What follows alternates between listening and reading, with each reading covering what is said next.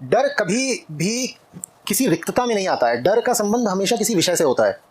जो विषय इतना अनिश्चित है,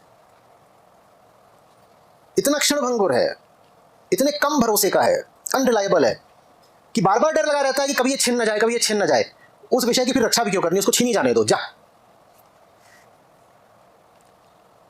पूरब में कहावत चलती है, लाल कहे लाल मुरझई हैं तो जीबा कै दिन करी हैं।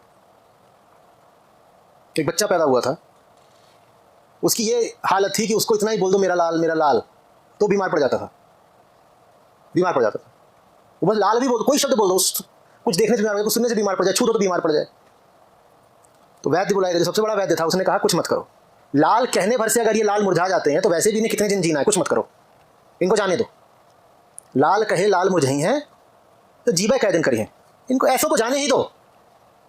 जिस विषय की उपस्थिति जीवन में इतना डर भर देती हो, उस विषय को फिर रोको मत, उसको विदा कर दो। जिसको लेकर के हमेशा डर लगा रहता हो, उसको रुखसत करो।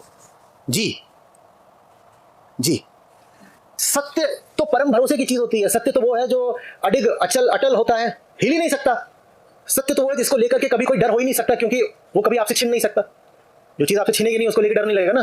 जो चीज ऐसी है कि हमेशा छिनने को तैयार बैठी, उसे छीनी जाने दीजिए। आप कब तक उसकी रक्षा करते रहोगे? पीला पत्ता टूट के गिरने को तैयार है, आप कब तक उस पर कोई कृत्रिम लेप लगाते रहोगे, उसको पेड़ से बांधे रहोगे?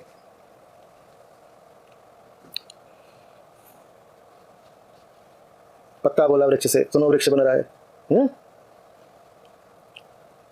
इस घर की ये रीत है, एक आवे एक जाए। डरना क्या है?